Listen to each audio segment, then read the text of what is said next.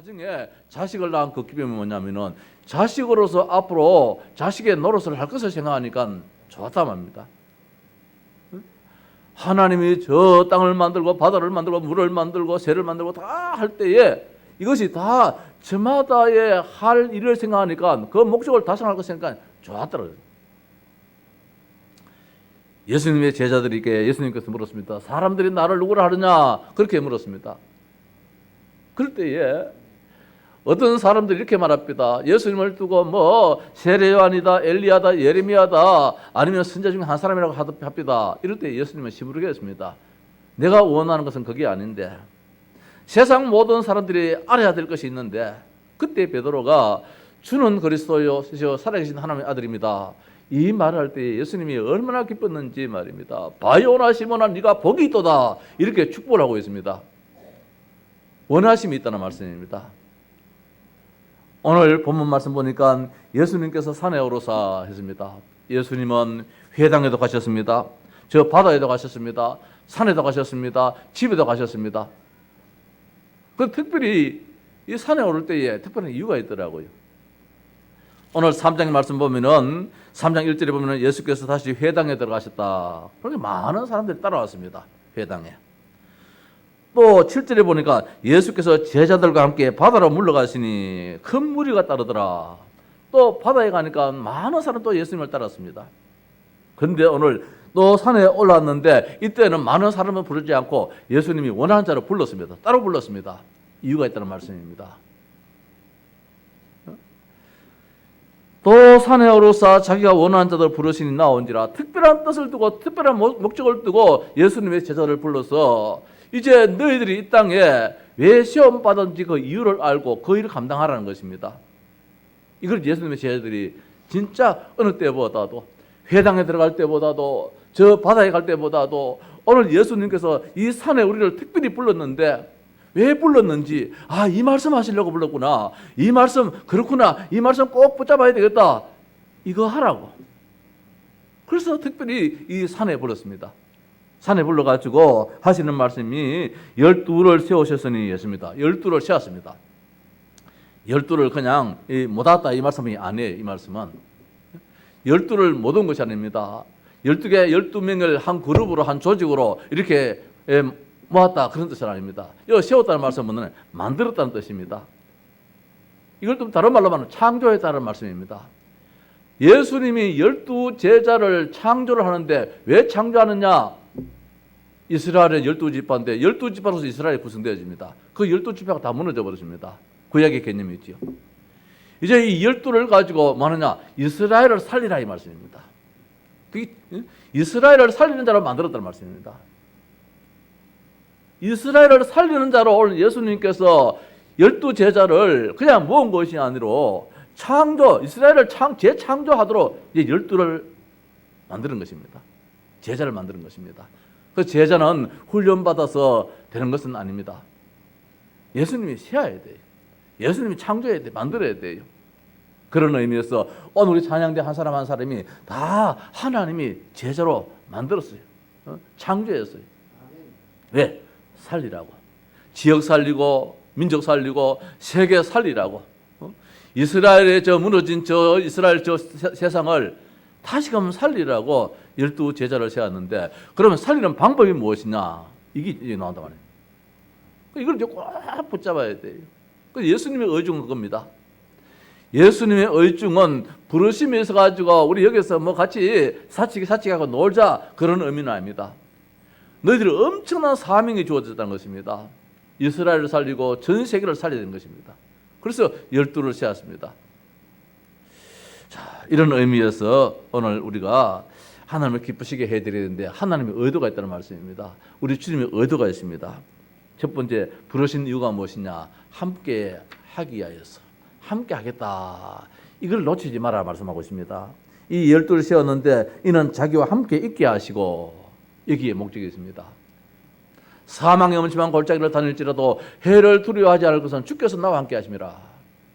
이거 하라고.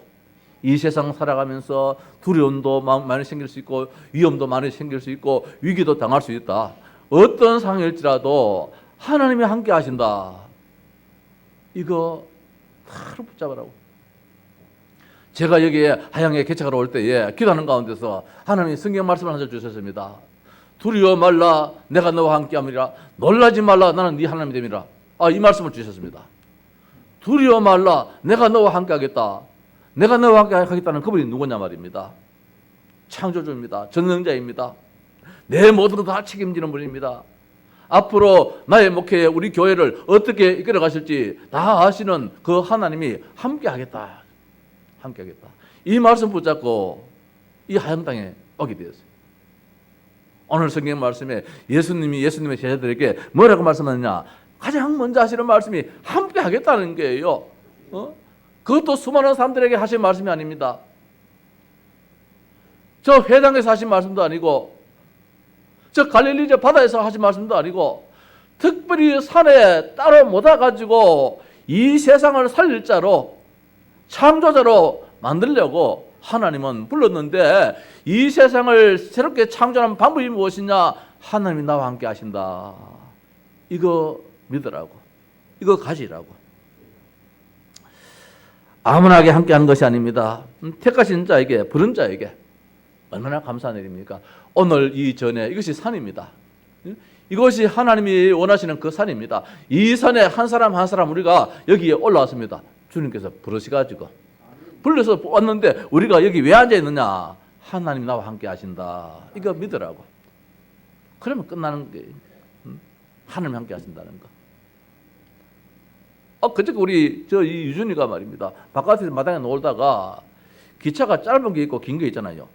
이 객차는 짧잖아요. 한 3칸밖에 안 되는데 이 화물차 이런 건 말이야. 기다려 가니까 이놈이 짧은 거는 숙진하니까 몰랐는데 긴 게 계속해서 저기다 막 가니까 이 소리가 계속 나잖아요. 막 지한테 막 다가오는 기분이라. 그래 막 날 보고 할아버지 막 쫓아오더라고요. 오늘 우리를 책임지실 분, 우리를 돌봐주실 분, 우리를 보호해주실 분이 있느냐 없느냐에 따라서 삶이 달라지기 때문에 오늘 예수님의 제자들에게 예수님께서 말씀하셨습니다. 함께 하겠다. 이 함께 한다는 말씀이 같이 동행하는 거 아닙니까? 같이 사는 거잖아요. 그 성경 말씀에 동침이라는 말씀이 나옵니다. 동침, 같이 잔다는 말씀이 있지요.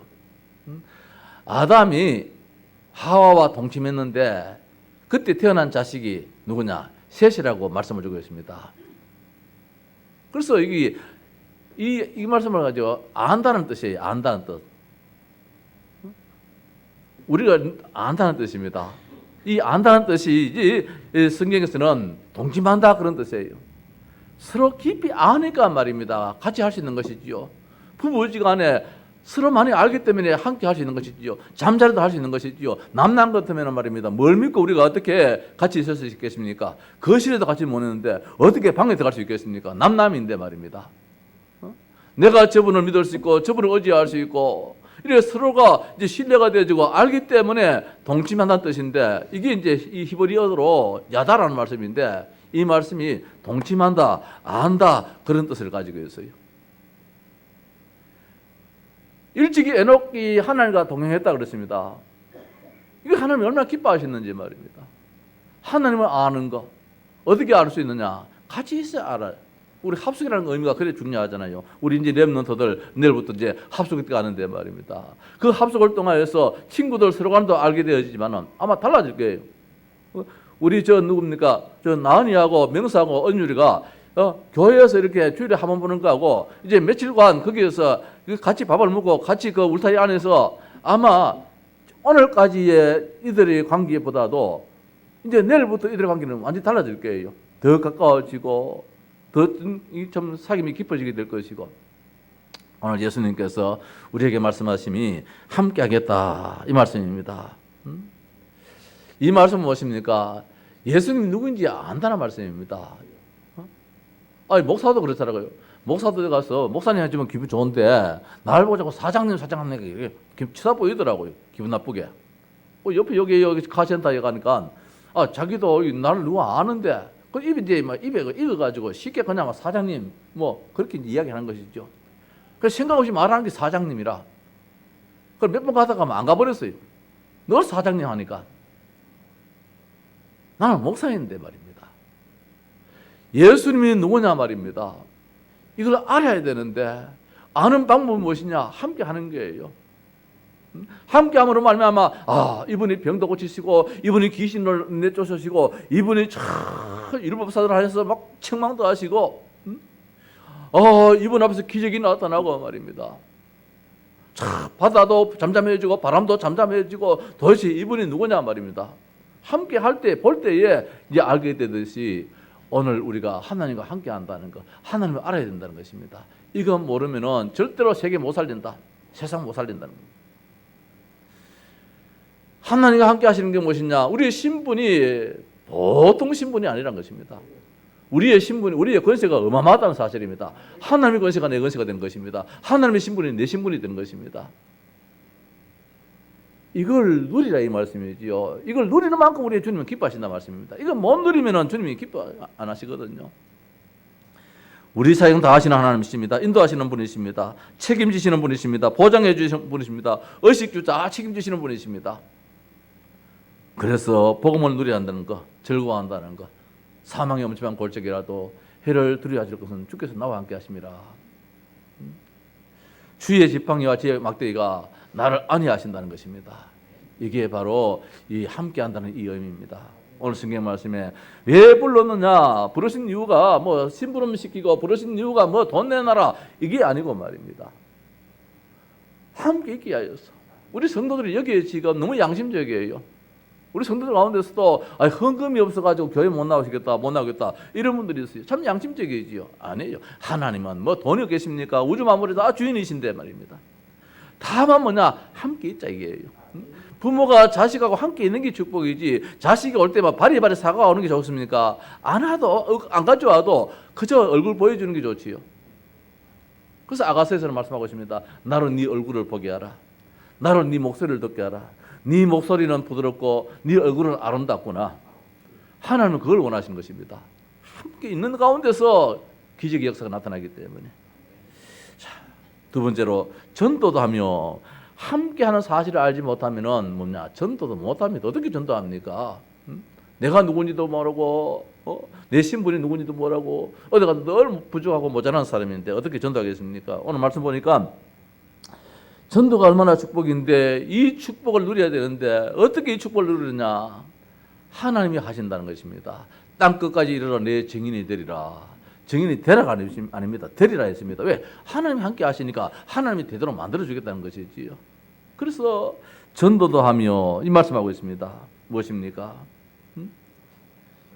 이 세상에는 다 있는 것처럼 보이지만 다 없다는 것입니다. 다 무너진다는 것입니다. 바벨탑으로 무너지고 저 노아 홍수로 다 지금 없어져 버리고 이 인생의 12가지 문제 속에서 말입니다. 우상 숭배해야 되고 점수를 해야 되고 무속을 찾아가야 되고 말입니다. 근본적으로 뭐 하나님을 피해야 되고 사주팔자 운명에 묶여야 되고 구설해야 되고 말입니다. 정신적으로 육신적으로 늘 시달려야 되고 죽어 지옥 가야 되고 그뿐만 아니라 후대까지도 대물림으로 계속해서 문제가 오게 되는 이 문제가 있는 곳이 어디냐? 저 현장입니다. 바로 전도의 대상자고 전도의 현장에 있는 것이지요. 그래서 우리 주변에는 한금어장도 있습니다. 사각지대도 있습니다. 재앙지대도 있습니다. 저 현장에 가려고 하니까 내가 누군지를 알아야 돼요. 내 개인하지요. 내가 누구야 되냐? 하나님이 함께 하시는 자다. 이거 알 때에 하나님은 전도의 문도 열어주시고 여기서 치유 역사도 나타나게 되고 전도는 모든 축복 중에 축복인데 전도 안에는 다 있어요. 전도 안에는. 그 안에는 경제도 있고 건강도 있고 자녀도 있고 그 안에는 치유 역사도 나타나고 그래서 하나님이 이거 하도록끔 우리를 불렀다는 사실입니다. 2020년도에 하나님을 기쁘시게 하십시다. 가장 근본적으로는 나는 하나님의 자녀다. 하나님이 나와 함께 하신다. 지금 어려움을 당한다. 그래도 하나님이 나와 함께 하신다. 저 요셉이 우물에 빠뜨려져도 하나님이 함께 하시는 것이고 저 노예로 팔렸다 할지라도 하나님이 함께 하시는 것이고 감옥에 갇혔다 할지라도 하나님이 함께 하신다는 사실입니다. 이 사실을 믿을 때 결국은 요셉을 하나님은 애국의 총리로 마침내 들었듯이 하나님 나와 함께 하신다. 이 사실을 우리가 놓쳐서는 절대로 안 된다는 것이지요. 그래서 전도는 무엇이냐? 살리는 것이다. 흑암 꺾는 최고의 공격의 무기가 무엇이냐? 전도라는 것입니다. 그래서 아까 우리 장로님도 기도하셨습니다. 금년도에 300명의 명단을 우리가 한번 가져보십시다. 진짜 원래는 귀엽고 기필고 300의 명단입니다. 그 노트를 하나 만들어 드리겠습니다.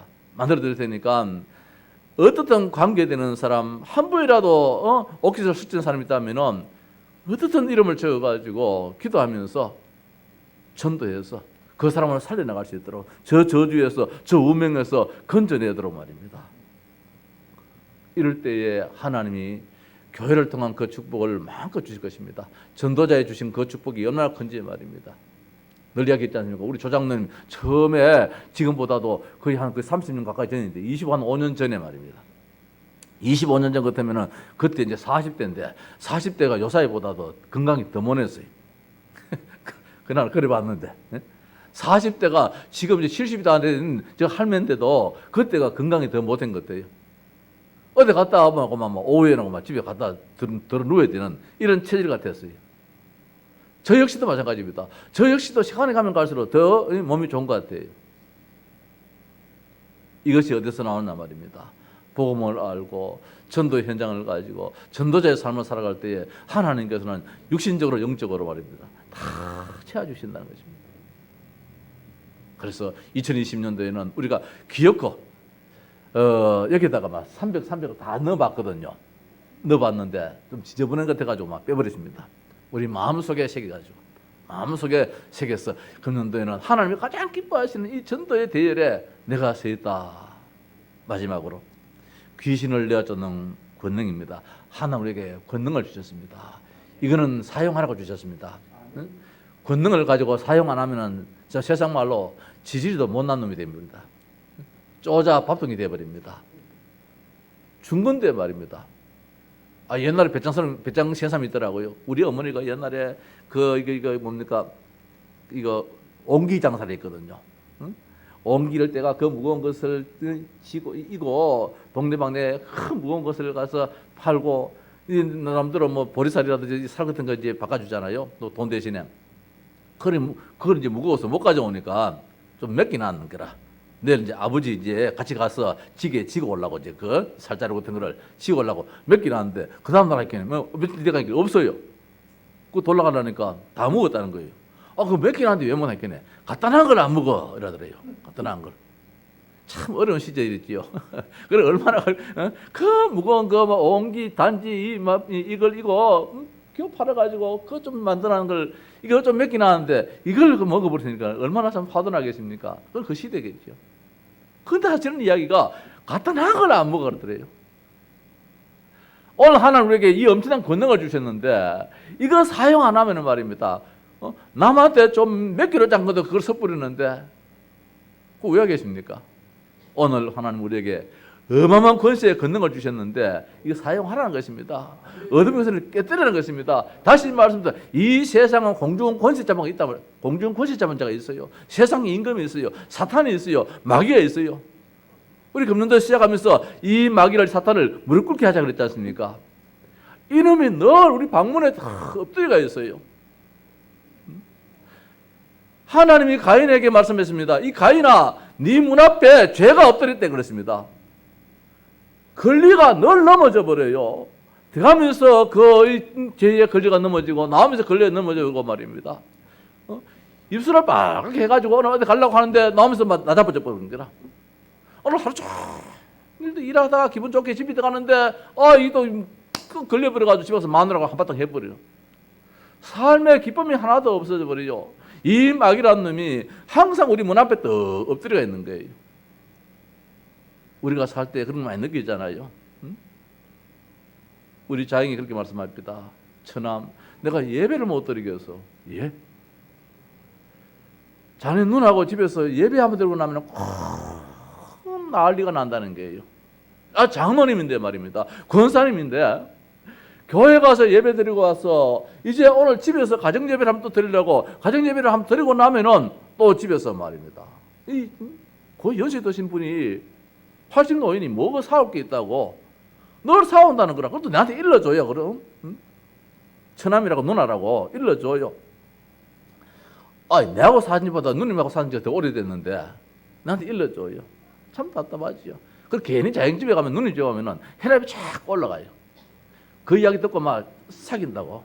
집에 오면 혈압이 쭉 떨어져 있는데 자영집에 가면 이제 혈압을 한번 재보면은 말 괜히 160까지 막 이리 올라가요. 답답하게. 성도 여러분, 이 사탄이 늘 엎드려 있어요. 눈에 보이면은 막 잡아 죽이면 되는데 눈에 안 보이는 영적인 존재잖아요. 그 이놈이 막 좋은 일에도 와가지고 넘어지게 만들고 안 좋은 일에도 와서 넘어지게 만들고, 사람으로는 이길 수 없는 존재이기에, 보이지 않는 존재이기에 우리가 늘 거기에 걸려가 넘어져 버려요. 그래서 우리 하나님께서 말씀하셨잖아요. 가인한테 죄가 네 문 앞에 엎드려가지고 네가 살인 자가 되었다는 거예요.